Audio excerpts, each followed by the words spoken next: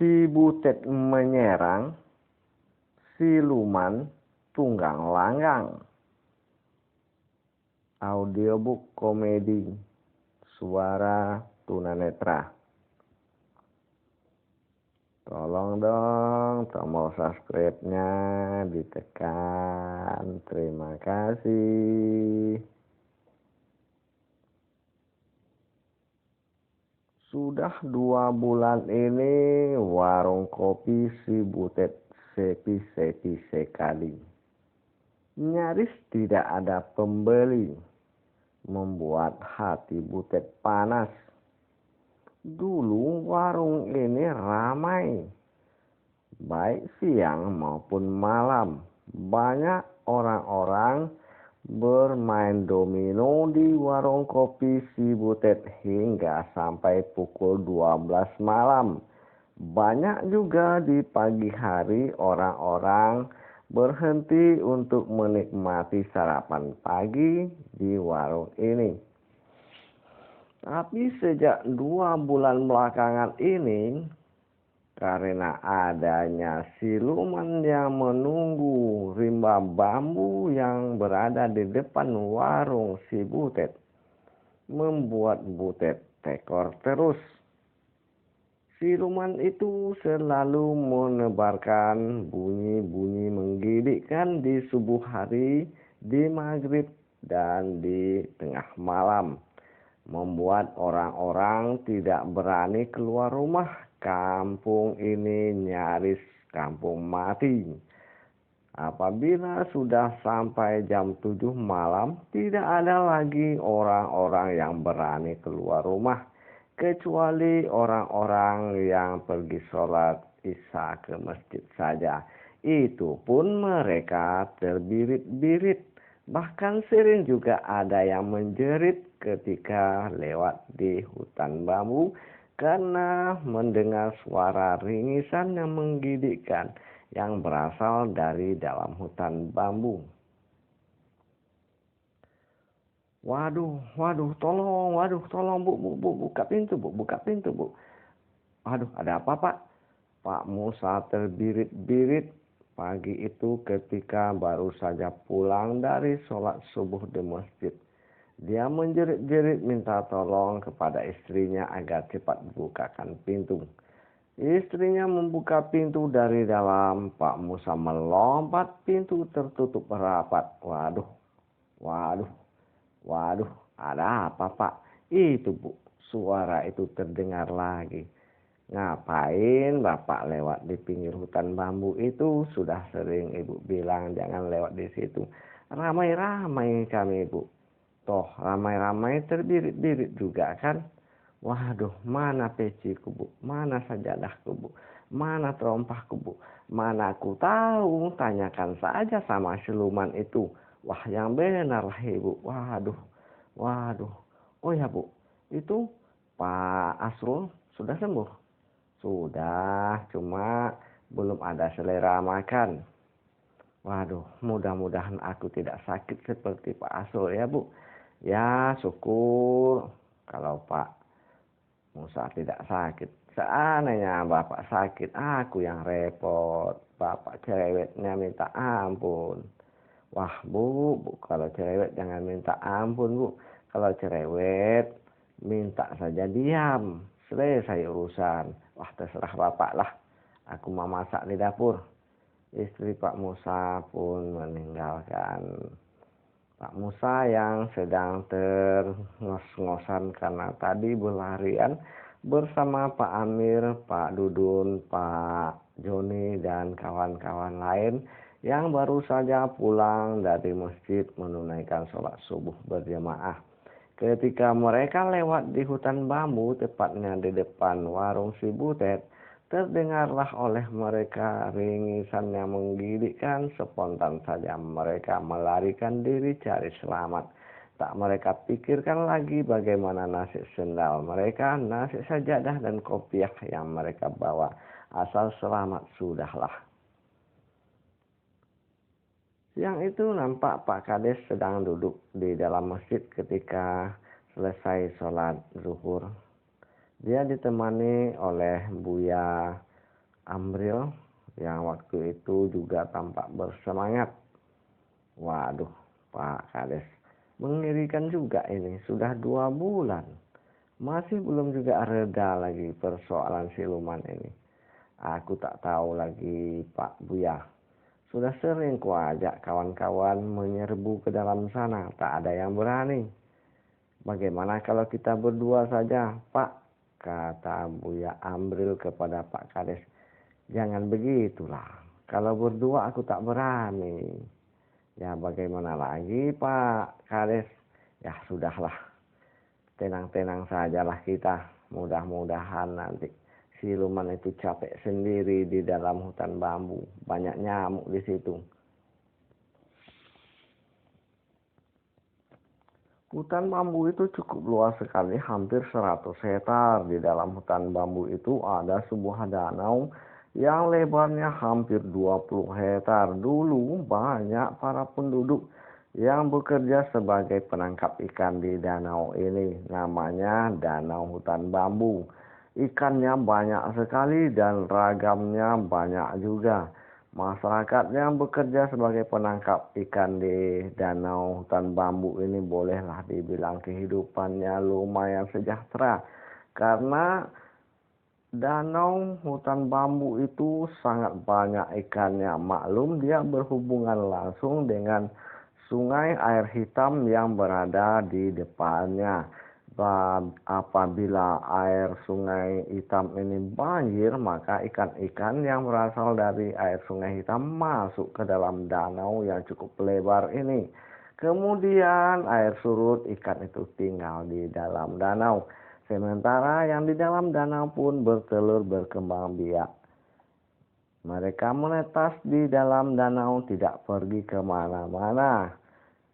Beda halnya dengan telur-telur yang menetas di aliran sungai. Dia akan hanyut ke hilir berserakan. Makanya ikannya pun bertaburan ke sana sini. Sementara yang di dalam danau hutan bambu ini hanya berada di dalam danau itu saja. Lagi pula di dalam danau itu banyak sekali batang-batang kayu, rawa-rawa, bakau-bakau sehingga tempat berkembang biak ikan itu sangat mendukung. Sehingga dapatlah masyarakat di sekitar desa Dusun Bambu Jaya ini berkehidupan lumayan dengan cara menangkap ikan. Tapi sekarang malang nasib mereka, tidak ada satu orang pun yang berani mencari ikan ke danau ini karena adanya siluman pocong yang selalu meringis-ringis di saat subuh dan di saat sore hari. Terkadang juga terdengar di tengah malam. Sering juga tercium bau bangkai di sekeliling hutan bambu itu. Bau bangkai yang menggigitkan, yang menyesakkan dada, membuat pernapasan tidak teratur karenanya. Juga sering terlihat sekelebatan-sekelebatan pocong yang berlarian sana sini, membuat orang-orang yang melihatnya jatuh pingsan seperti yang dirasakan oleh Pak Khairul. Ia jatuh pingsan ketika pulang dari sholat asar. Dia melihat pocong itu berkelabat di sampingnya, hanya 1 meter saja dari samping kiri Pak Khairul, sehingga darahnya tersirap. Dia terduduk pingsan, langsung demam panas 3 hari 3 malam. Membuat masyarakat jadi resah, jadi takut. Malam pun tidak ada lagi orang yang berani keluar. Semua mengunci diri di dalam rumah. Anak-anak mengaji di masjid diganti menjadi mengaji sore hari. Biasanya mereka mengaji habis maghrib menjelang isya. Sekarang mereka ngaji siap asar hingga maghrib. Maklum, Pak Kades tidak mau mengorbankan anak-anak kampung ini sebagai bahan permainan pocong-pocong yang gentayangan di hutan bambu itu. Butet sebagai seorang pengusaha warung yang berdekatan langsung dengan hutan bambu merasa sangat rugi sekali. Biasanya orang-orang yang menangkap ikan di danau hutan bambu itu sering mengopi di warungnya.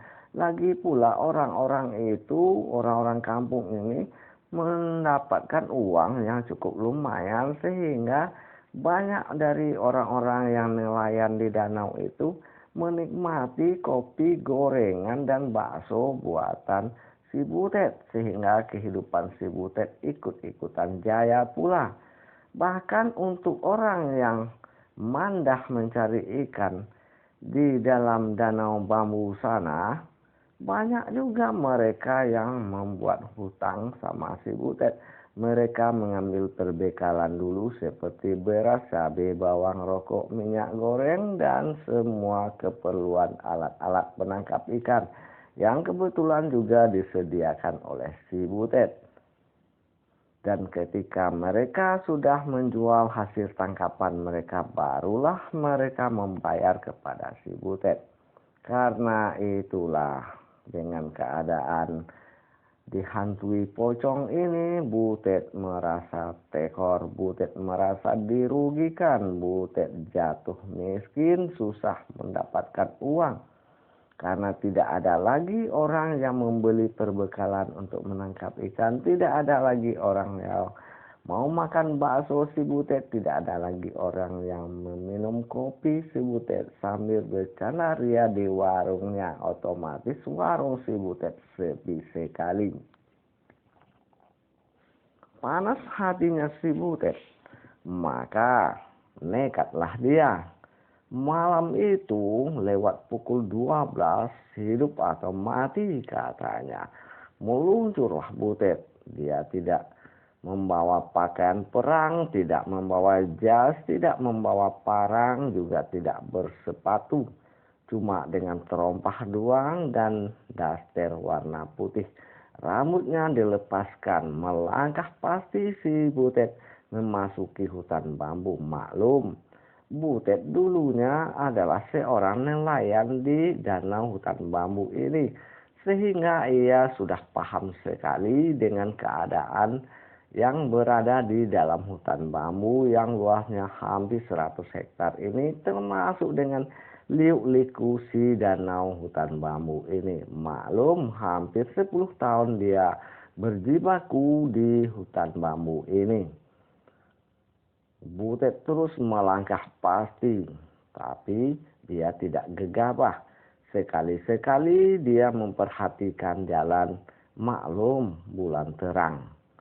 Untunglah si Butet sudah berpengalaman di hutan ini sehingga ia tahu mana jalan masuk yang benar, sehingga tidak ada kemungkinan dia untuk tersasar. Orang yang belum biasa dengan hutan bambu sering mereka tersasar karena di sana banyak gua-gua yang terbuat dari daun bambu yang menyesatkan. Dan juga di sana banyak juga ular-ular yang mematikan. Maklum, tempatnya cukup teduh, terhindar dari matahari, juga terhindar dari lebatnya hujan, membuat tempat itu disenangi oleh beberapa jenis ekor ular. Masa bodoh, kata Butet terus melangkah dengan pasti. Tapi Butet tidak merasakan sesuatu yang mengkhawatirkan, maka dia terus melangkah. Hampir kira-kira 150 meter. Si Butet menelusuk-nelusuk mengikuti gang-gang sempit yang terbuat dari susunan-susunan daun bambu dan gerombolan-gerombolan anak bambu. Maka Butet terkejut sekali ketika melihat dari kejauhan ada api. Wah, api. Apa itu api neraka? Tak mungkin. Api neraka besar, panas. Ini tak panas, kecil pula. Apa siluman main api? Tak mungkin. Iseng banget siluman main api, gumamnya. Wah, Butet terus melangkah. Tapi dia sudah punya satu tujuan. Ditujunya titik api itu.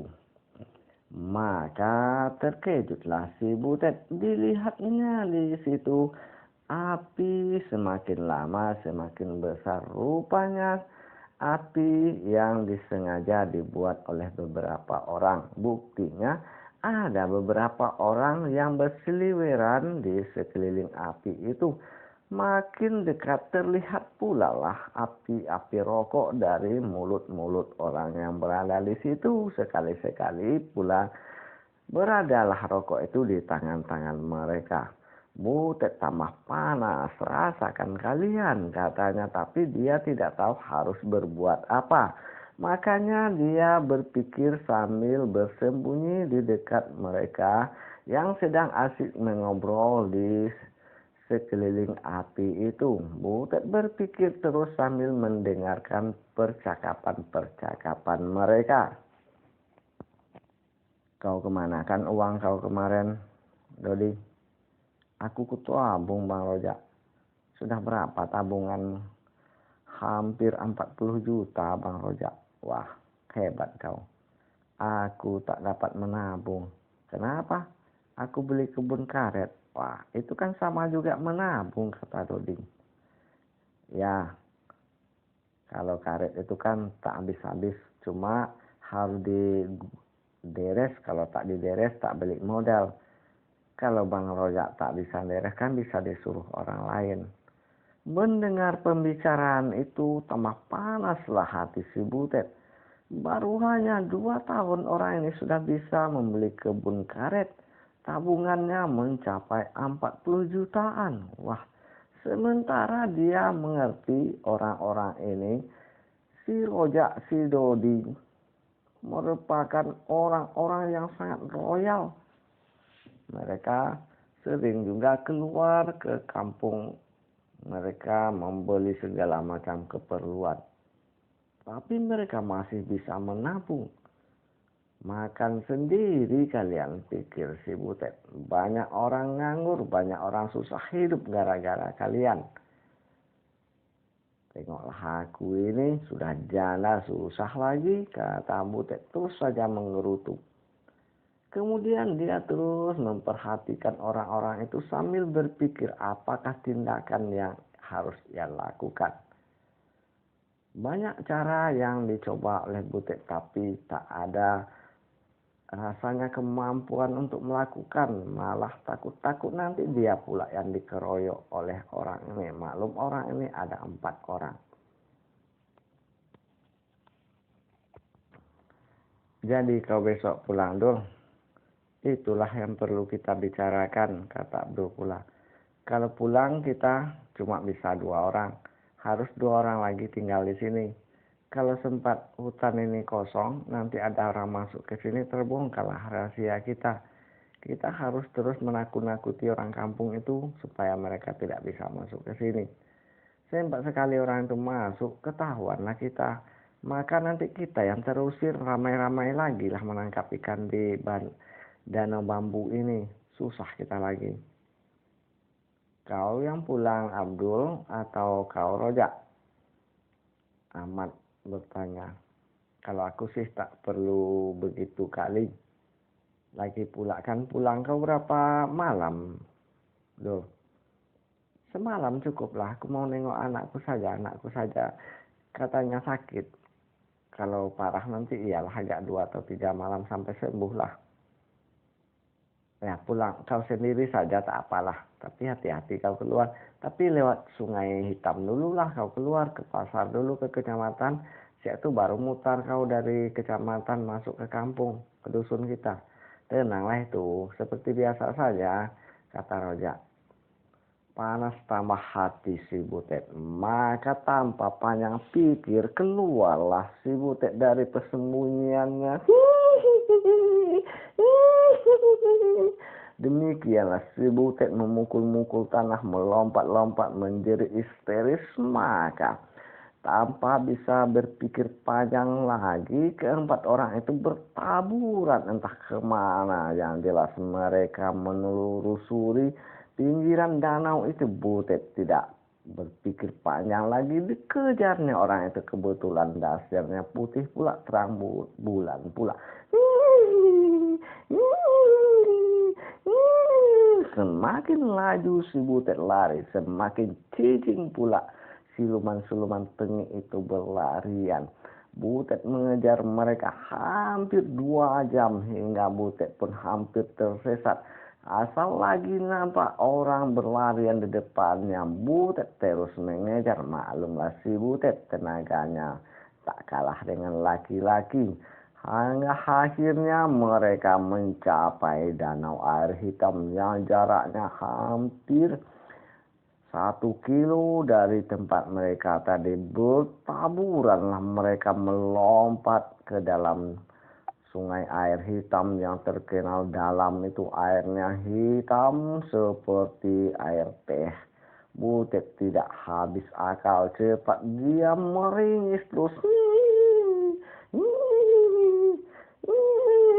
Melamai-lamai, melompat-lompat, rambutnya diturunkan, diurai-uraikan. Tampaklah keempat remaja-remaja pegundal siluman gadungan itu menyeberangi air hitam di tengah subuh itu hingga mereka sampai ke dalam kumpulan gambut di pinggir sana. Butet terus meringis-ringis. Setelah mereka hilang di dalam gambut pinggir seberang sana sungai air hitam, sebenarnya sangat berbahaya. Banyak sekali ular dan buaya di dalam rawa itu. Tapi Butet tak memikirkannya. Mampuslah kalian, katanya. Daripada aku terus yang kalian siksa jadi miskin, baguslah kalian mampus di situ, katanya. Terus si Butet meringis dan sudah capek rasanya, kering kerongkongannya.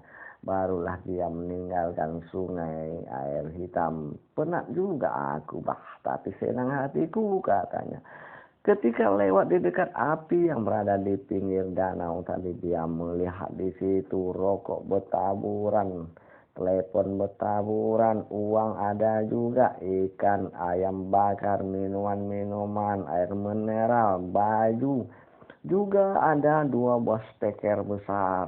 Tapi Butet memakan siasat. Kalau dia mengambil barang-barang itu, maka taulah orang itu bahwa yang mengejar mereka tadi bukanlah hantu, bukan siluman. Masa siluman maling steker? Karena itulah si Butet tidak mempedulikan barang-barang itu. Dia cicing keluar sambil tertawa. Mampuslah kalian, daripada aku yang mampus lebih baik siluman gadungan yang mampus, katanya. Sekian dari Jeffrey.